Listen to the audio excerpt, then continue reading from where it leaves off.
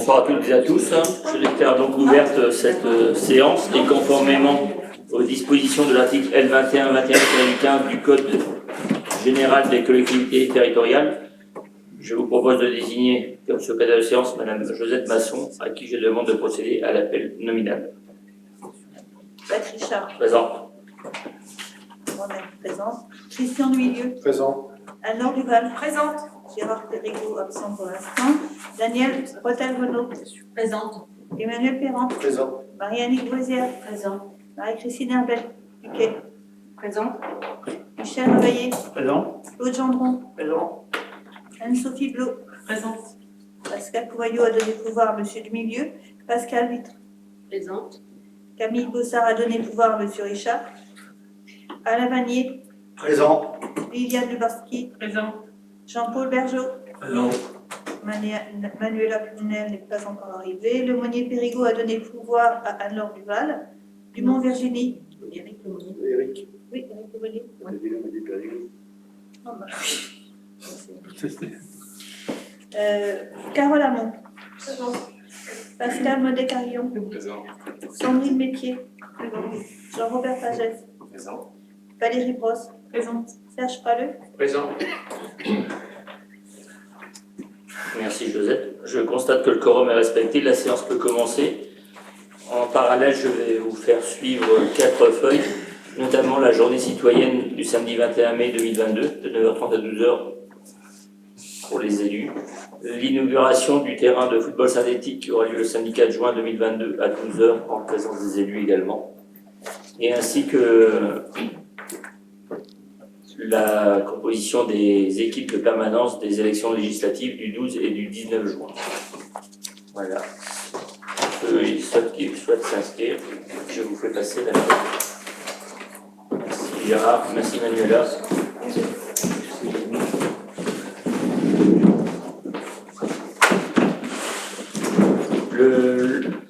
L'ordre du jour, le point numéro 1, c'est l'attribution du marché et de l'extension de l'école.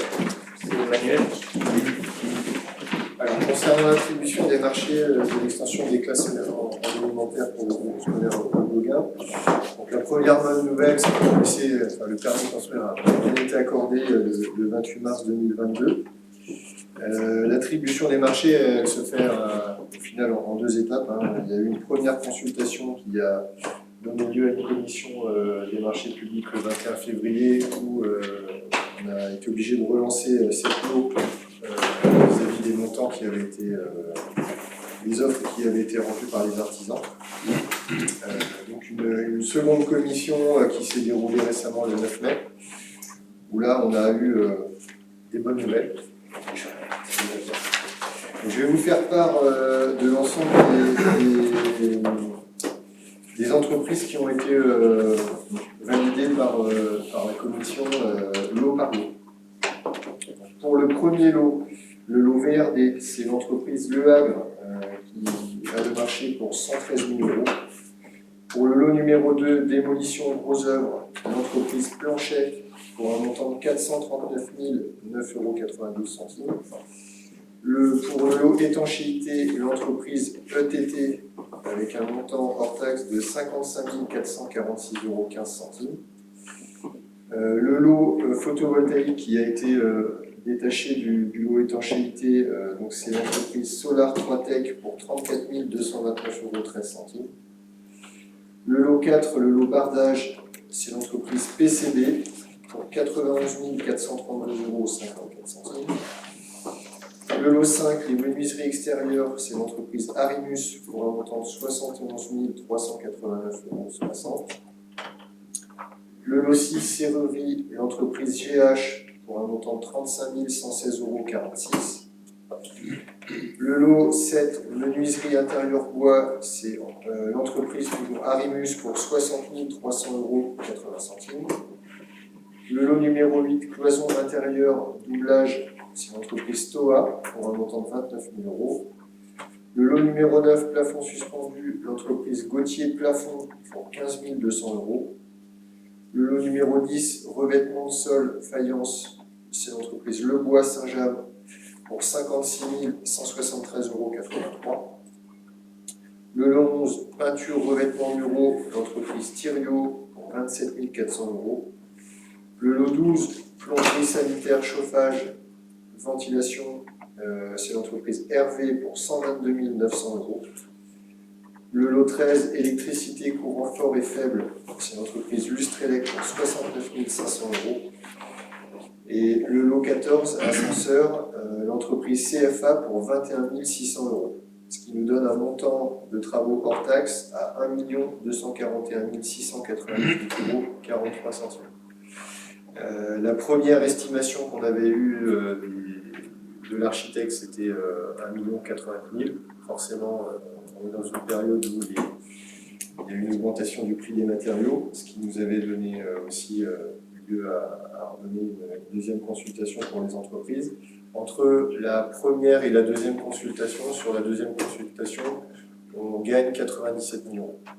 Donc on a eu raison de relancer les marchés.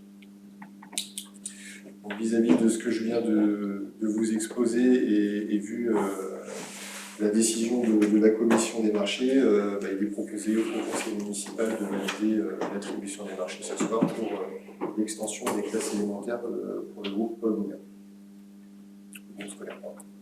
Des remarques, des observations. Je propose d'autoriser moi-même, à défaut l'un de mes adjoints, à signer toutes les pièces se rapportant à ce dossier. Y a-t-il des oppositions, des abstentions? Je vous remercie.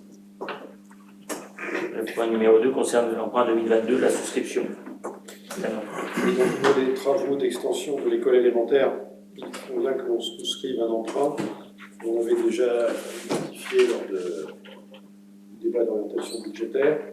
Donc, même si le montant est un peu plus faible, comme l'a indiqué Emmanuel, on reste sur un emprunt d'1 050 000 parce que c'est ce qu'on avait mis dans le débat d'orientation budgétaire et on peut s'attendre quand même actuellement à des indices de révision.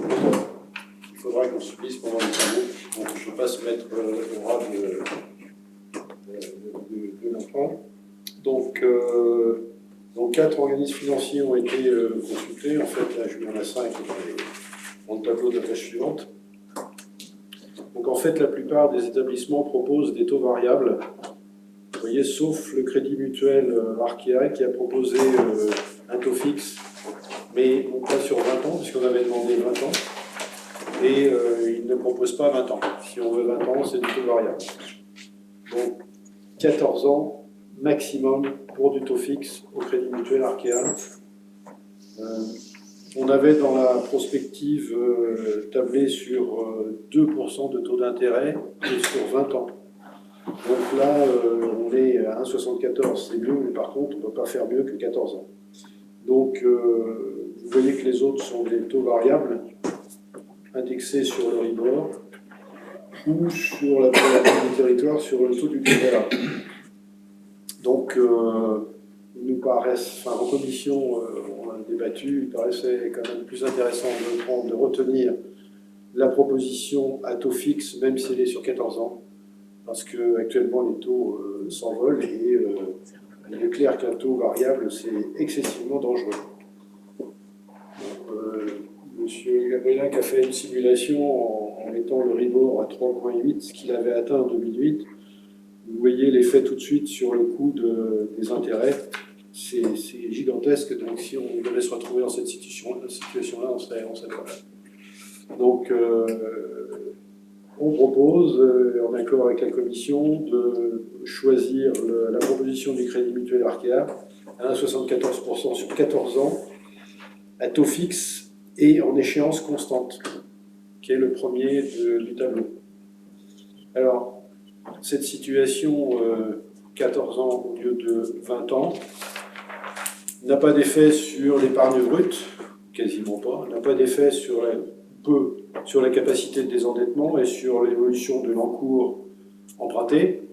Par contre, ça a un effet direct sur l'épargne nette, qui est la différence entre l'épargne de laquelle on a soustrait les charges financières. Donc,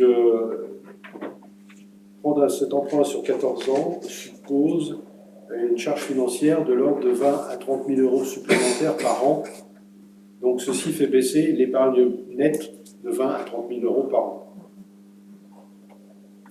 Ça dure moins longtemps, mais pendant ce temps-là, c'est réellement. Voilà. Donc, compte tenu de cela, on propose de valider l'offre de l'établissement Arkea Crédit Mutuel pour une durée de 14 ans au taux de 1,74 avec une commission de 1 250 pour frais de dossier. Alors, on a appris aussi en plus aujourd'hui, là, je crois, Corentin, que c'est fini, Arkea ne fait même plus de proposition à taux fixe maintenant, c'est passé en taux variable. Ils n'ont plus de moyen de le faire. Donc, notre proposition reste quand même valable, mais à une semaine près, on était passé en taux variable. Et donc, l'article 2 autorise M. le maire ou l'un de ses adjoints à signer tous les documents relatifs à cette affaire. Et des observations, des remarques? En amortissement linéaire, on avait une économie de 5 000 euros en Oui. intérêt. C'était pas intéressant. Bah, ça coûte plus cher au début, Oui. Un choix, ouais. un peu moins à la fin. Ouais. Non, mais c'est sûr. Oui, c'est 5 000 euros sur 14 ans, donc ça fait 400 euros par an sur raisonnement linéaire.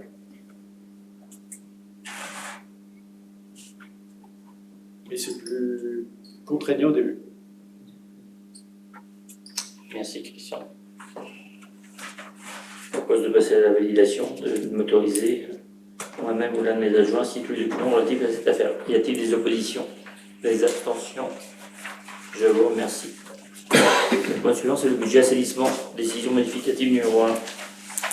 Alors donc, comme ça a été dit là, donc, suite à un oubli lors de l'élaboration du budget assainissement, il convient de modifier ce dernier afin d'inscrire les crédits en dépenses d'investissement au chapitre 16. Alors l'oubli en question, c'est l'oubli de noter dans les dépenses le remboursement de l'emprunt qui a été contracté, emprunt à taux zéro, au moment de l'extension de la station d'épuration pour 44 000 euros. Donc il faut inscrire cette opération en dépenses d'investissement. Et pour équilibrer, il faut économiser 44 000 euros ailleurs. Donc il est proposé ici de retirer 44 000 euros du paquet d'investissement qu'on avait mis. Vous vous souvenez, comme sur le budget d'investissement, on a beaucoup d'épargne. On avait proposé de mettre tous les réseaux qui sont à refaire. Je crois qu'il y en avait pour 2 à 300 000 euros, plus encore des provisions de l'ordre de 200 ou 300 000 euros pour d'autres cas qui ne sont pas identifiés et dont on n'aura pas besoin. Donc voilà, donc, ça ne pose aucun problème de retirer 44 000 euros à ce paquet d'investissement qu'on avait inscrit pour équilibrer la chose. Même ainsi, on ne dépensera pas la somme d'investissement qui est inscrite au budget, ça c'est sûr. Merci Christian. Ce qui nous a proposé, c'est de voter la décision modificative numéro 1 pour le budget assainissement comme suite, à hauteur de 44 000 euros. Et de m'autoriser moi-même ou l'un de mes adjoints à signer tous les documents relatifs à cette affaire. Y a-t-il des oppositions, des abstentions? Je vous remercie. Le point suivant, c'est la décision modificative du budget principal. Alors sur le budget principal, on a aussi une décision modificative. Ah oui, d'accord, que si. Pour le budget principal, on a aussi une décision modificative à soumettre. Parce qu'on a des dépenses qu'il faut couvrir et qu'on n'avait pas suffisamment dotées, si je puis dire. Donc, si on prend le tableau de l'ADM avec beaucoup de chiffres de l'autre côté, commençons par les négatifs. Donc, vous avez, si on part du bas, 34 000 euros d'emprunt. Alors ça, c'est sur ce qu'on avait inscrit sur l'emprunt à 1090 environ pour l'extension du groupe scolaire. Donc, comme on a vu tout à l'heure, on ne va pas emprunter cette somme, donc on peut retirer 34 000 euros de la somme qu'il fallait emprunter. Sur la construction de l'école élémentaire, comme l'a dit M. Perron, on est à 97 000 euros en dessous de ce qu'on avait à la première consultation. Donc on peut retirer 50 000 euros sans difficulté. Sur l'extension du restaurant scolaire, on peut retirer 16 000 euros, qui était un reste qui n'a pas lieu d'être, donc on ne dépensera pas, il n'y a pas de dépense à faire. Et sur la ligne encore en montant au-dessus, la ligne 108, matériel des services techniques et matériel roulant, 8 000 euros, il s'agissait de d'un équipement pour brosser et entretenir le terrain synthétique. Il s'avère que l'équipement qui nous a été livré avec le terrain synthétique C'est pas tout à fait le même, mais convient. l'équipement qui nous a été livré donne satisfaction. Et à la limite, il y aurait une prestation d'une entreprise peut-être une fois par an pour l'aspiration de déchets qui peuvent. Donc pour l'entretien classique courant, celui qu'on a suffit largement, il a été testé et ça marche. Oui, c'est vrai. Donc on propose de retirer cette dépense. Donc là, vous avez tous les mois qu'on a passé en revue. Et au-dessus, il y a les plus. Sur l'opération 101, 4 000 € documents d'urbanisme et FR foncière, on propose de mettre 4 000 € au budget parce qu'on n'avait rien mis du tout. Donc il suffit qu'on ait un bout de terrain à acheter ou quelque chose comme ça. Il est prudent de mettre quelque chose. Sur les espaces de loisirs extérieurs, on a déjà fait des dépenses. Et donc, en particulier, on a acheté en 21,88 un jeu à ressort pour remplacer un équipement équivalent qui était dégradé, des supports de vélo statorial, et puis 23,12, c'est de l'aménagement des abords du terrain synthétique qui a été fait par les climats, transport de terre, tout comme ça. Donc ces choses-là, on propose de mettre ces sommes-là pour couvrir ces dépenses-là. Et puis après, c'est pour remettre un peu de marge sur les autres rubriques, en particulier sur la 107 informatique, communication éthique, 6 000 €. En fait, on a eu, il y a moins d'un mois, les disques durs de sauvegarde de l'informatique numérique qui se sont crachés, donc inopérants, et il faut remplacer les disques durs. Donc on a fonctionné pendant quelques temps avec un disque de sauvegarde de secours, si je puis dire, mais il faut absolument remettre le paquet de disques, un paquet de disques neuf, et ça coûte dans les 4 000 €. Voilà. Pourquoi cette gymnastique compliquée de plus et de moins? Je ne sais pas si vous avez des questions. Éléments d'information. Je propose de passer à l'article 2 directement et de m'autoriser moi-même ou l'un de mes adjoints à signer tous les documents relatifs à cette affaire. Y a-t-il des oppositions? Des abstentions? 1, 2, 3, 4, 5, 6. 6 abstentions. Je vous remercie. Le point suivant, c'est l'école élémentaire Paul Gauguin, la résidence d'artistes 2021-2022.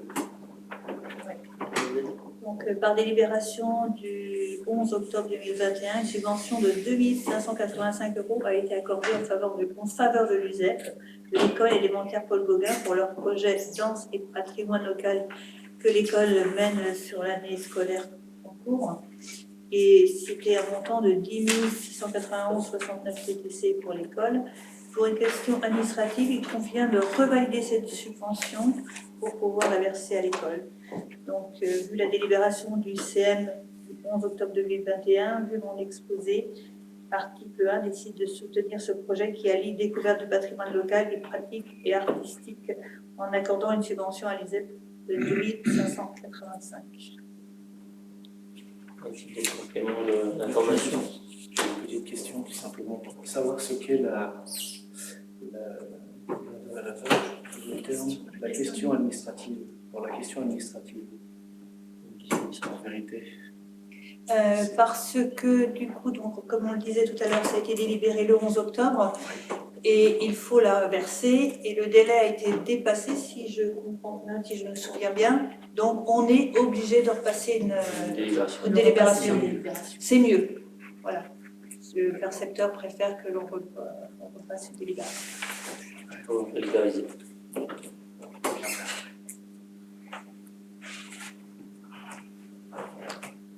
Merci Joseph.